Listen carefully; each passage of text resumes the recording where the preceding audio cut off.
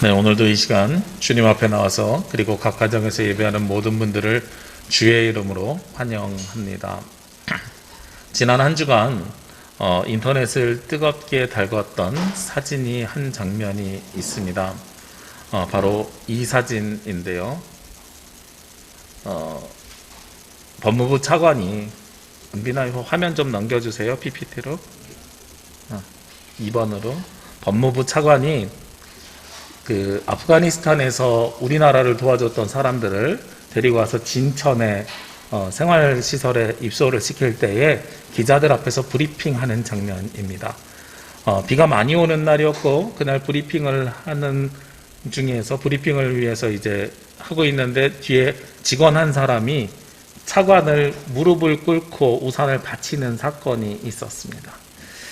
그래서 황제 의전 혹은 갑질 차관 이런 걸로 일주일 동안 굉장히 뜨겁게 인터넷을 달구었습니다.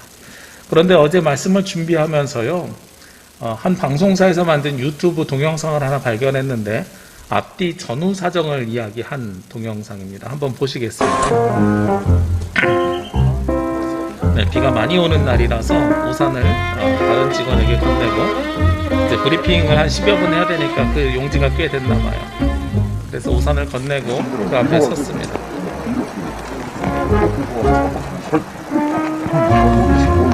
뭐 하는데요? 아이고,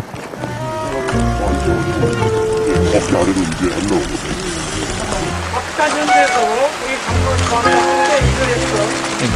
무슨 브리핑인지 혹시 아시겠습니까? 옆에 있었던 우산 받치던 사람을 뒤로 가라고 하고, 그리고 뒤에서 서 있는데 머리가 보인다고 앉으라고 하고 했던 사람이 다른 사람이 아니라 기자였어요. 그러니까 앞뒤 사정을 놓고 이야기하면 아마 비가 많이 와가지고, 근데 취재진이 많아서 실내에서 브리핑을 못했었나 봐요. 그래서 우산을 받치고 하는데, 근데 다시 한번 보면 뒤로 가라고 하는 사람이 기자였어요. 그리고 앉으라고 하는 사람도 기자였어요. 그리고 그 옆에 직원이 한 번 더 나와서 손 보인다고 그 손까지 내리라고 하는 이야기를 했어요. 손 안 나오게 하라고. 이게 굉장히 저는 씁쓸했어요. 왜냐하면 이 사진 한 장으로 해석을 할 때는 갑질이고 황제 의전이었는데, 그런데 뒤에서 놓고 보니까 법무부 차관이 직접 그것을 지시하거나 명령한 게 아니라 기자들이 사진이 잘 나오게 하려고 옆에 있는 사람 보고 뒤로 가라, 앉으라 라고 이야기한 겁니다. 정확한 사실인지는 모르겠습니다만 SNS에서는 그렇게 뒤로 가라고 하고 앉으라고 한 기자가 누구냐면 바로 이 사진을 찍은 이 기자라는 거예요. 그러니까 본인이 뒤로 보내놓고 앉으라고 해놓고 그리고 나서 사진을 찍어서 꼭 저렇게까지 해야 되나 이런 식으로 기사를 달아 놓은 것이라는 거죠. 참으로 속상한 일입니다. 우리가 사진 한 장을 가지고선 이 사진을 어떻게 해석하느냐가 굉장히 저는 중요한 일이라고 생각을 합니다. 오늘 말씀도 보면 어떤 말씀이 나오냐면 1절 말씀에 형제들아 내가 너희에게 나아가 하나님의 증거를 전할 때에 하고 말씀하고 있습니다. 우리가 이 증거라는 단어에 주목하셨으면 좋겠는데요. 하나님의 증거를 어떻게 우리가 드러낼 수 있는가? 세상 사람들은 법무부 차관이 갑질했어요 라는 것을 증거로 아까 그 사진을 들이밉니다. 봐봐, 뒤에 직원이 무릎 꿇고 우산을 받치고 있잖아. 평상시에 어떻게 했으면 저렇게까지 했을까? 이런 식의 반응을 보이는 거죠. 그런데 앞뒤 상황을 놓고 보니, 동영상으로 찍혀 있는 걸 보니 그것을 하라고 요청한 사람은 정작 사진을 찍는 기자였다는 거예요. 그러니까 우리가 이야기하는 이 사진 한 장에 나와 있는 걸 가지고 증거라고 이야기할 수 있을까? 그러지 못한다는 거죠. 그리고 저 동영상도 그러면 온전한 증거가 될 수 있을까? 아닐 수도 있습니다. 저게 또 어떻게 편집되어 있을 수 있는지도 또 모르겠어요. 제가 누구를 두둔하거나 정치적으로 어느 방향으로 색깔을 띠거나 이런 것들을 위해서 이야기하는 것이 아닙니다. 그런 것들 때문에 말씀을 드리는 것이 아니라 우리가 이야기하는 증거라고 하는 것이 가지고 있는 오류가 있다는 거예요. 오늘 말씀 1절 말씀을 다시 보시면 형제들아, 내가 너희에게 나아가 하나님의 증거를 전할 때에 말과 지혜의 아름다운 것으로 아니하였으니 하고 말씀하고 있습니다. 사도 바울이 복음을 전했던 고린도전서, 그리고 이 고린도 지역이 가지고 있었던 특징이 있었다 그랬죠. 그 중에 하나가 무엇이 발전된 도시였냐면 수사학과 철학이 발전된 도시였습니다. 그리스 철학이라는 것이 아주 발전되어 있었던 거예요. 여러분, 아리스토텔레스나 플라톤이라는 사람들이 다 그리스 철학자들입니다. 그렇기 때문에 여기에서 말씀하는 말과 지혜의 아름다운 것이라고 하는 것은 그리스 철학을 이야기해요. 하나님의 증거를 그리스 철학으로 증명하는 것, 이것이 2000년 전에 사람들이 요구했던 것이고요. 요즘으로 이야기하면 과학적으로 하나님이 계심을 증명해봐, 증거대봐, 혹은 사진과 같은 증거를 대봐 라고 이야기하는 것과 똑같은 거예요. 그런데 그 사진이 가지고 있는 허망함이 있는 거죠. 방금 보여드렸던 영상처럼 사진으로 보는 것과 영상으로 볼 때 앞뒤 전후 관계가 전혀 다른 이야기잖아요. 그런 것처럼 우리가 만들어낸 증거는 가지고 있는 허상 혹은 허망함이 있을 수 있겠다 하는 겁니다. 사도 바울도 같은 개념으로 말씀을 전하고 있습니다. 우리가 가지고 있는 것은 허상이 있고 허망이 있으니 말과 지혜의 아름다운 것으로 내가 전하려고 하지 아니하겠다라는 거예요. 그럼 사도 바울은 무엇으로 이 복음을 전하려고 이야기하겠습니까?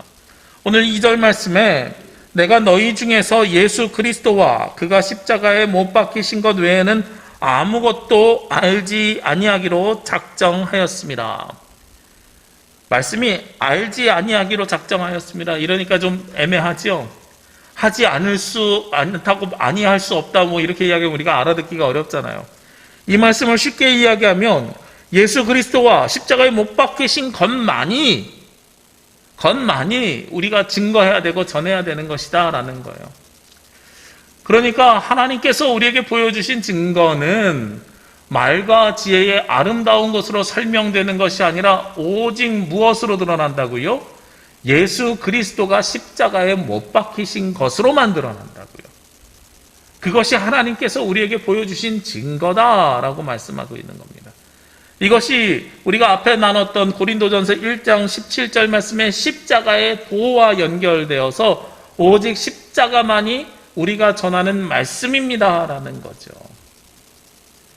목회자들이 말씀을 전하는 게 참 쉽지 않은 일입니다. 매주 같은 말씀을 전하는 거예요. 말씀이 달라질 수가 없습니다. 왜냐하면 우리가 전하는 모든 말씀은 무엇으로 귀결되어야 되냐면 예수 그리스도로 귀결되어야 되거든요.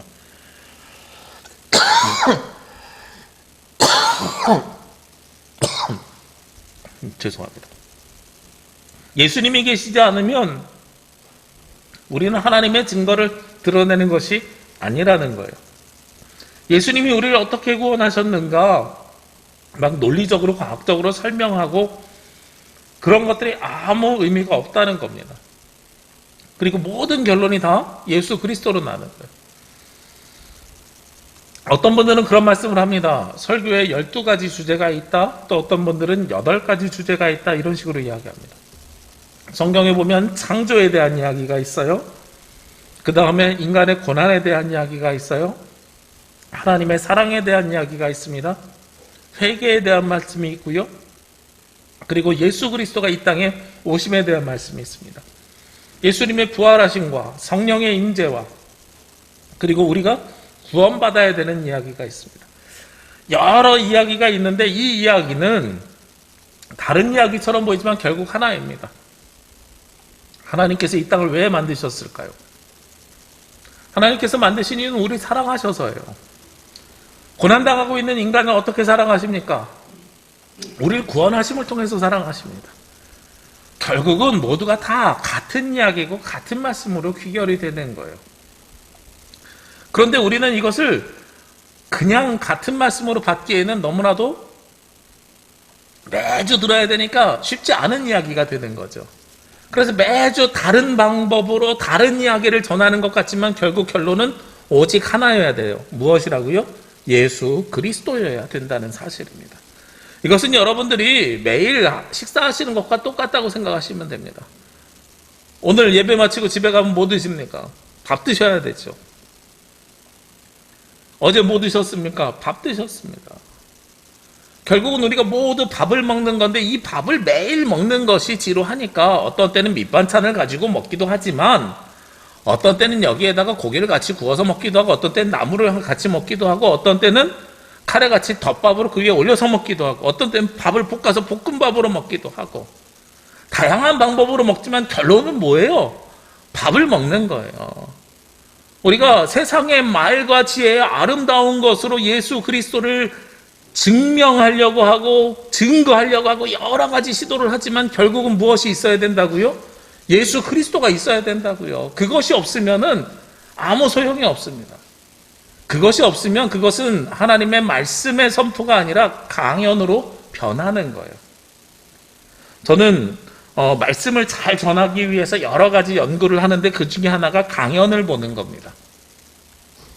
하루에 2-3편의 강연을 봐요.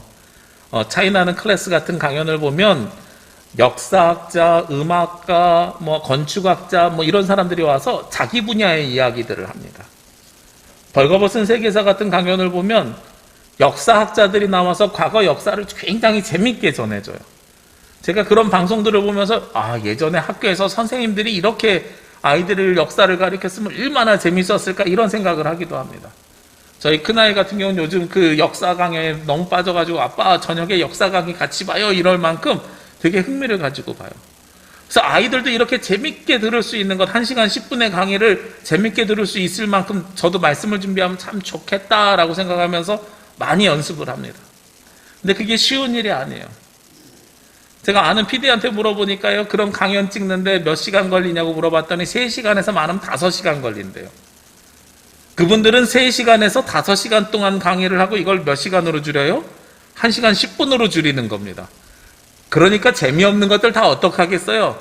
다 빼내고 재미있는 것들만 남겨놓고 이야기하겠죠. 그리고 중간에 영상도 쓰고 모두 쓰고 이런 이야기들을 합니다. 근데 예배 때 말씀을 전하는 목회자는 어때요? 편집이라는 게 없어요. 항상 실시간 생중계하는 겁니다. 그러니까 더 많이 연구를 해야 돼요. 그런데 말과 지혜의 아름다운 것만으로 전할 수 있느냐? 이게 뭐라 그랬어요? 사도 바울 당시에는 그리스 철학이라 그랬고요. 요즘으로 이야기하면 제가 뭐라고 생각하냐면 이 TV 강연에서 하는 강연들의 공통점이 뭐냐면 중간에 사람들이 지루해질만 하면 무엇을 사용하냐면 영상을 사용해요. 그래서 저도 외부에 무슨 청년들 강연 같은 데 갈 때는요, 아이들이 지루해질만 하면 2시간짜리 강의를 하는데 안 졸게 하려면 한 15분에 한 번씩 영상을 틀어줘요. 그러면 안 졸고 할 수 있어요. 근데 제가 설교할 때는 영상을 잘 사용하지 않습니다. 오늘 되게 오랜만에 사용했어요. 이 영상을 제가 말로도 설명드릴 수 있었는데 영상을 오늘 사용한 이유가 있어요. 영상으로 보면 여러분들이 이해는 훨씬 쉬운데요. 그럼에도 불구하고 제가 영상을 사용하지 않는 이유가 무엇이냐면 이 영상을 사용하면 집에 가셔가지고 말씀이 기억이 안 나는 거예요. 그런 오류에 빠지게 되더란 말이에요. 말씀은 기억나지 않고 여러분들 집에 가서 오늘 뭐만 생각날 가능성이 높냐면 무릎 꿇고 우산 바쳤던 기자 이야기 오늘 목사님이 말씀하셨어. 그리고 그 기자 이야기 하는데 법무부 차관이 갑질한 게 아니라 기자가 시킨 거래. 야, 참 요즘 언론들 이런 것만 기억 남으실 거예요. 여담입니다만 여러분들에게 부탁드리고 싶은 게 있는데요. 기자들이 다 나쁜 사람들이 아닙니다. 아까 말씀하신 것처럼 이거를 자기 나름대로 이렇게 한 기자도 있지만 다른 기자가 이걸 다 찍어서 유튜브에 올려놨으니까 제가 아는 거잖아요. 제가 작년에 정강훈 씨의 8.15 집회를 통해서 목사들이 도매급으로 넘어가는 걸 경험한 다음에요, 어느 직업군을 도매급으로 이제 욕하지 않습니다. 목사들이 다 돈만 알아 막 이런 얘기 세상 사람들이 하면 제가 너무 슬퍼지는 거예요. 나 그러지 않는데, 열심히 하려고 노력하는데. 기자들도 다 나쁜 사람들이 아니에요. 근데 그게 중요한 게 아니라 우리가 이렇게 말과 지혜의 아름다운 것, 이해하기 쉽게 영상이나 이런 것들을 많이 사용하게 되면 무엇이 가려져요? 예수 그리스도의 십자가가 기억이 나지 않는 거예요. 그래서 제가 하나님의 말씀을 선포하는 이 예배 시간만큼은 최소한으로 사용하려고 노력을 하고 대신에 이 말씀이 증거되기를 열심히 노력하고 있어요. 오늘 사도 바울도 같은 고민을 했고 우리가 여기서 구별해야 될 것도 그것입니다. 무엇을 여러분들이 구별하셔야 되냐면 하나님의 말씀이 선포되는 것과 세상 사람들이 하는 강연의 차이를 여러분들이 구별하셔야 되는 거예요.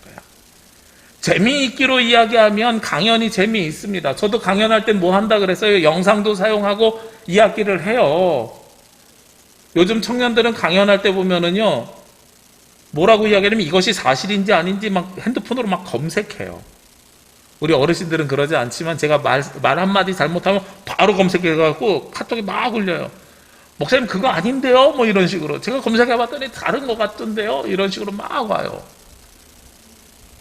근데 우리가 이렇게 논리적으로 철학적으로 맞는 이야기를 증거하는 것이 예배 시간이 아니라는 겁니다. 예배는 논리적으로 증명하는 시간이 아니라는 거예요. 사실을 증명하는 시간이 아니라는 겁니다. 강연이랑 다르다는 겁니다. 강연은 우리가 알아듣기 좋게 재미있게 지식을 전달하는 행위라면 우리가 드리는 이 예배는 말과 지혜의 지식, 철학, 증명, 증거 여기에 있는 것이 아니라 오직 무엇이 드러나야 돼요? 하나님의 증거가 드러나는데 그 하나님의 증거는 오직 한 가지, 예수 그리스도의 십자가의 죽으심으로 드러나야 된다는 거예요. 그것이 바로 예배의 본질이고 말씀의 본질이고 설교의 본질이라는 겁니다. 그런데 사도 바울이 가지고 있는 한계가 있었습니다.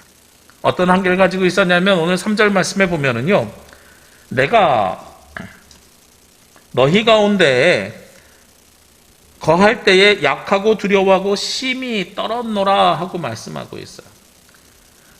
사도행전 18장 말씀에 보면 사도 바울이 고린도 지역에 1년 6개월 동안 1년 반 동안 머물렀습니다. 1년 반 동안 머물면서 사도 바울이 뭐라고 이야기를 해요?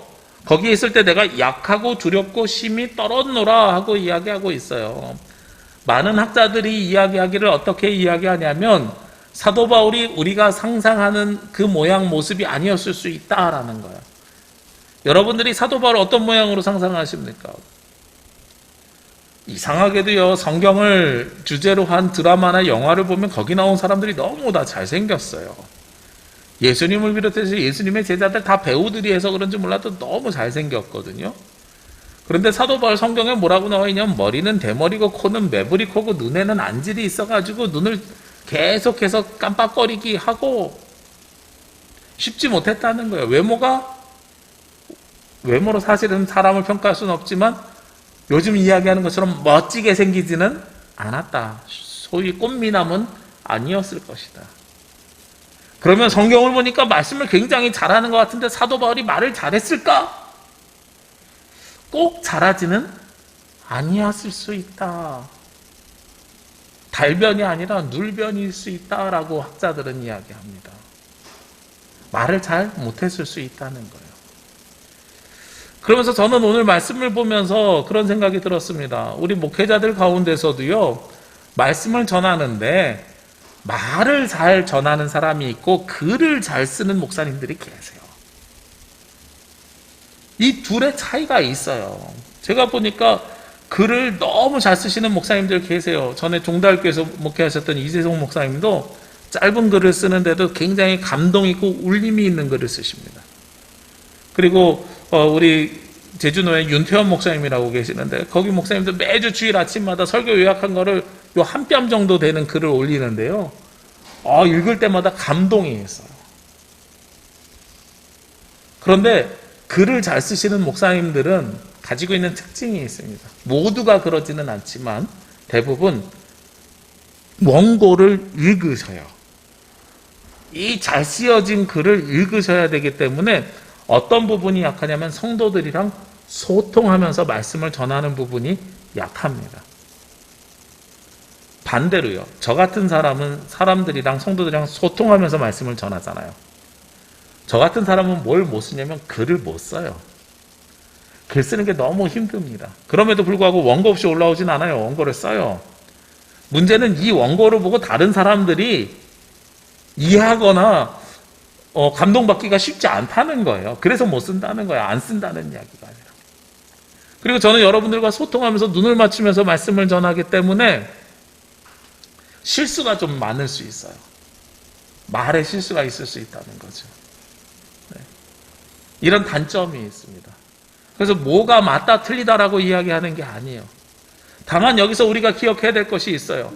모든 말씀을 전하는 사람들은 글로 전하든 아니면 저와 같이 말로 전하든 어떤 관점으로 전해야 되냐면 내가 능력이 있어서 잘하는 것이 아니고요. 우리는 연약하고 두렵고 떨리는 마음으로 이 자리에 섰음을 늘 고백해야 되는 사람들입니다.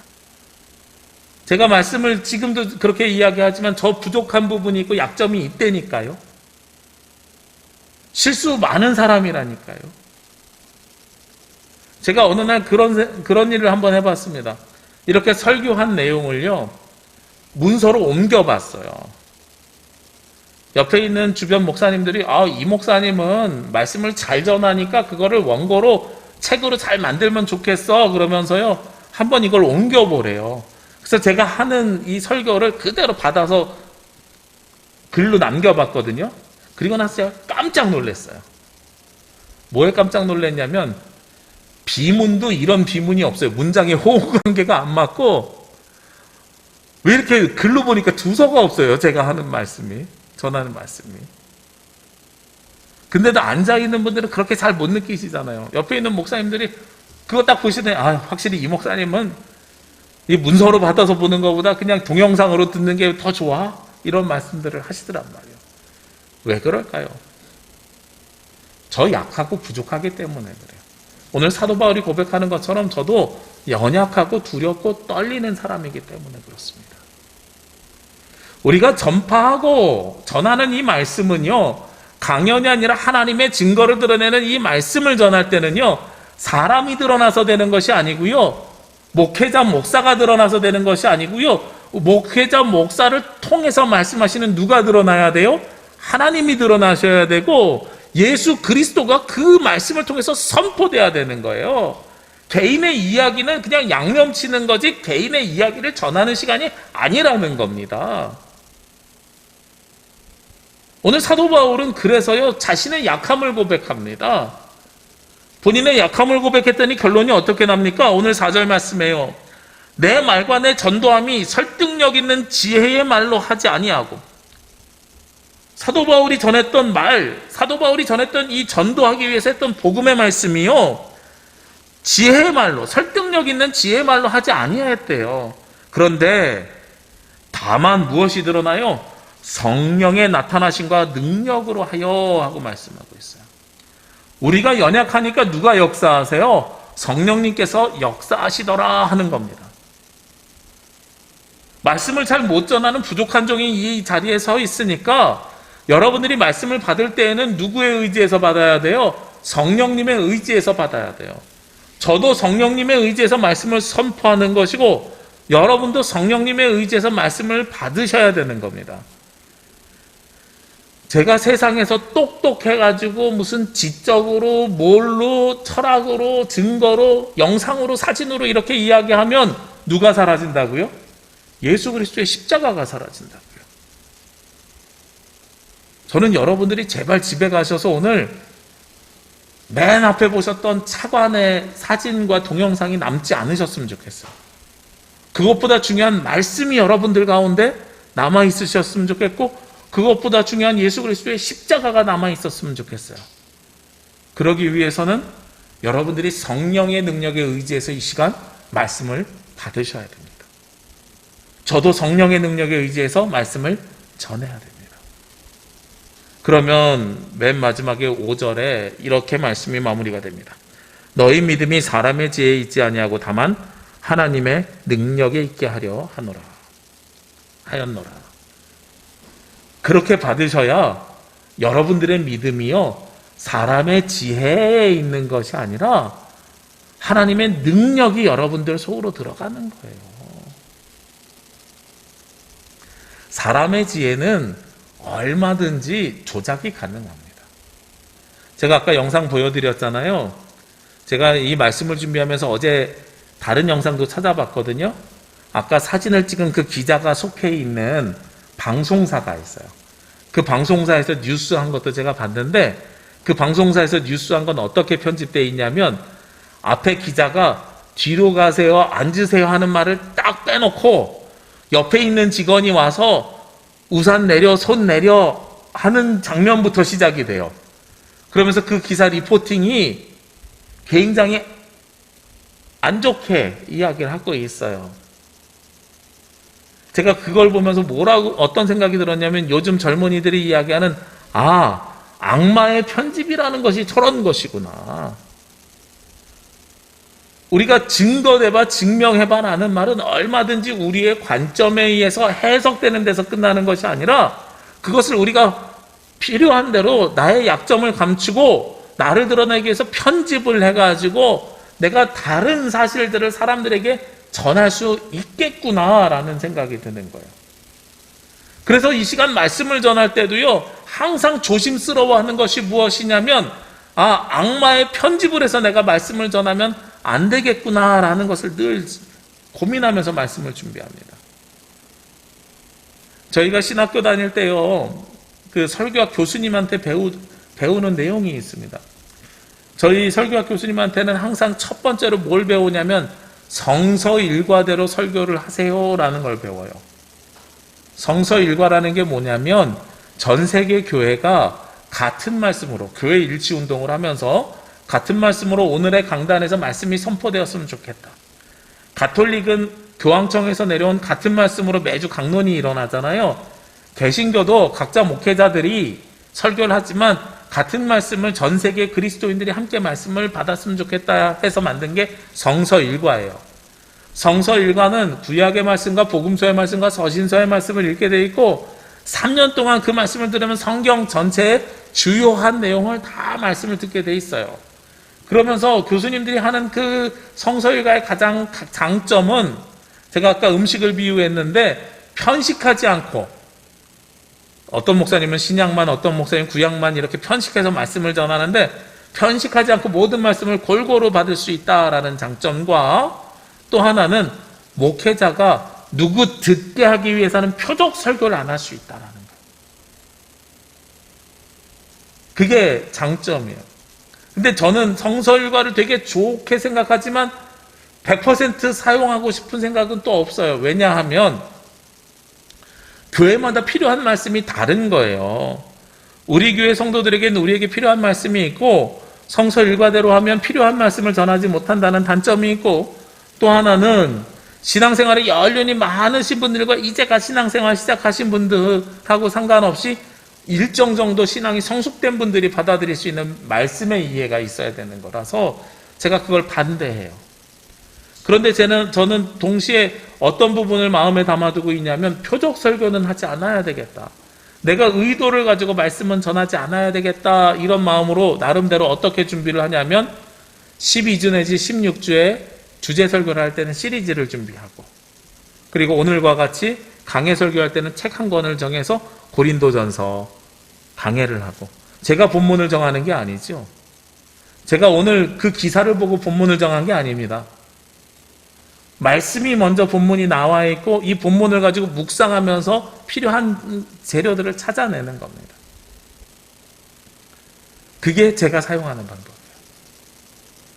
그런 오류에 빠지지 않기 위해서. 오늘 성경에서 무엇을 말씀하고 있어요? 하나님의 증거는 무엇을 통해서 드러난다고요?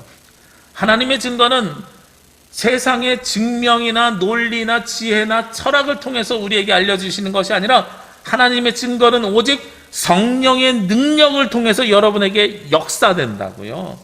성령의 능력을 통해서 여러분들이 그 말씀을 받아들인다고요. 여러분들 오늘 부른 찬송 기억하시지요? 545장, 이 눈에 아무 증거 아니 배워도 오직 믿음만을 가지고 늘 걸으며 라고 가사가 시작이 됩니다. 우리는요, 믿음 생활한다는 것이, 신앙 생활한다는 것이 증거를 가지고 하는 게 아니라요, 오직 성령의 능력으로 신앙생활해 나간다는 사실이에요.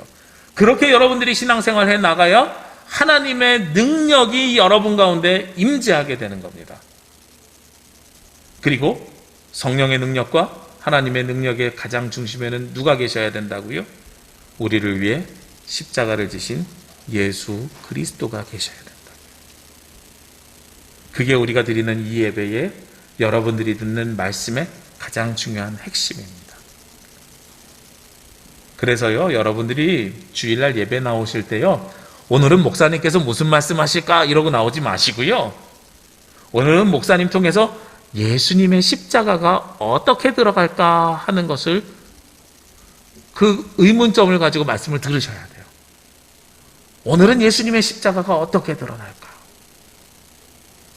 성령님, 오늘 예수님의 십자가가 나에게 드러날 수 있도록, 내가 예수님의 십자가의 말씀을 받을 수 있도록 듣는 길을 열어주십시오 하고 예배드리러 나오자마자 기도하셔야 되는 거예요.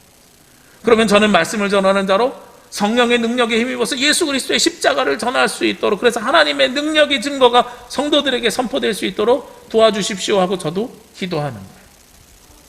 그리고 이 두 기도가 맞아 들어서 성령의 능력을 통해서 예수 그리스도가 여러분에게 선포되면 그것이 바로 하나님의 증거가 되는 겁니다. 우리 이번 한 주간 세상에서 살아가시면서요, 하나님의 증거가 여러분들 가운데 나타나기를 원합니다. 세상의 이론과 지식과 과학과 철학을 통해서 드러나는 것이 아니라 오직 성령의 능력을 통해서 예수 그리스도의 십자가의 사건이 우리에게 선포되고 그 선포된 말씀에 힘입어서 살아가는 한 주간이 되시기를 원합니다. 우리가 그렇게 살아갈 때 하나님의 능력이 우리 가운데 동행하시고 하나님의 능력이 우리 가운데 함께하여 주실 줄로 믿습니다. 기도드리겠습니다. 거룩하시고 은혜로우신 아버지 하나님, 이 시간 주님 앞에 나와 예배하며 찬송하며 기도하는 주의 자녀들을 기억하여 주옵소서. 우리가 약할 때 강함 되시는 하나님께서 역사하시기를 기대합니다. 성령의 능력이 우리 가운데 함께하여 주셔서 하나님의 증거를 바라보게 하여 주옵시고, 예수 그리스도의 십자가를 통해서 하나님의 능력이 우리 삶 가운데 늘 동행하게 하여 주옵소서. 저희들 그 믿음을 가지고 이 눈에 아무 증거 보이지 않아도 그 믿음을 가지고 살아가는 주의 자녀들이 될 수 있도록 도와주시옵소서. 이 모든 말씀 예수 그리스도의 이름으로 기도합니다. 아멘.